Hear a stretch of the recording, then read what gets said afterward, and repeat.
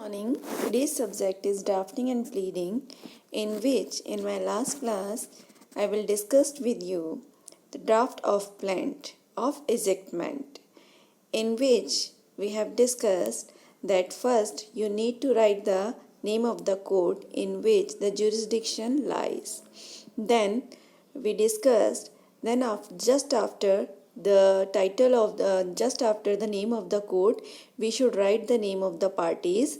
In the first line you should write the name and details of the plaintiff.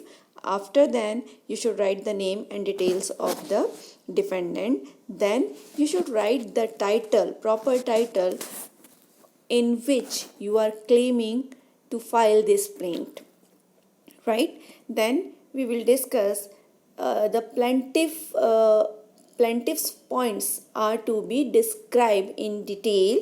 Then when the cause of action arises, what was the matter, because of that the plaintiff needed to file a plaint against the defendant. Okay, then we have discussed whether the plaintiff took proper channel before to file this plaint or not, or what was the remedy he is seeking to the court, right? Then today we will discuss about the latter point of this topic and about the written statement.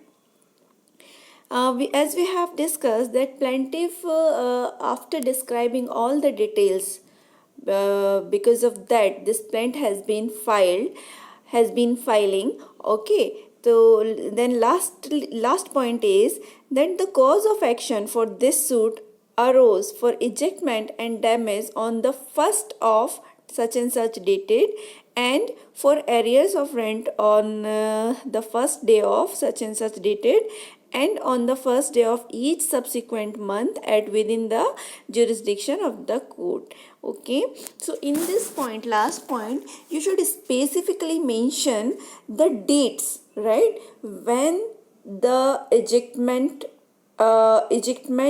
cause arises, you should specify the date. When the arrears of rent arises, you should mention the date.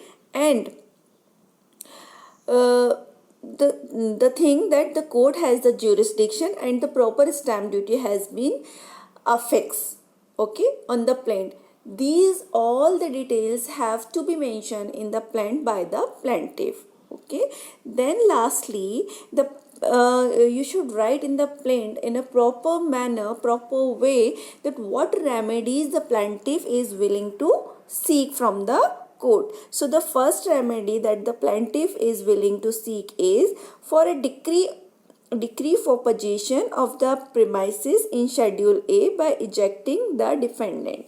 The first demand of the plaintiff, or first relief, we can say the first relief that the plaintiff is seeking from the court is to issue a decree for the possession, right? To eject the defendant and to give the possession to the plaintiff. This is the first relief that the plaintiff wants from the court. Second, for a decree of rupees being arrears of rent from such and such date, both inclusive in the rate of rupees per month. Second relief that the plaintiff wants is the total sum of the rent, the total sum of the arrears, and if the defendant is not making such payments in due time, the rate of interest on which the amount shall be given. Okay, then the third point is for a decree of rupees as of damage and further damage until possession is delivered to the plaintiff at such rate as the court deems proper on payment on court fees, all cost of suits. Okay, so and then lastly the plaintiff's demand for the relief that if as the plaintiff suffering from the damages because of the not giving the possession by the defendant to the plaintiff, hence he is claiming for such and such certain amount of rupees damages for mental stress, okay, and for the damage to the property also. And if the defendant is not make the payment in a proper time, then the amount with interest that the court thinks fit for this purpose may impose on the defendant. And lastly, all cost of the suits. Again, the plaintiff is claiming that whatever cost I have paid for filing this plaint, this cost also refunded by the defendant to me. Okay, so these are the facts and the reliefs written by the plaintiff in his plaint.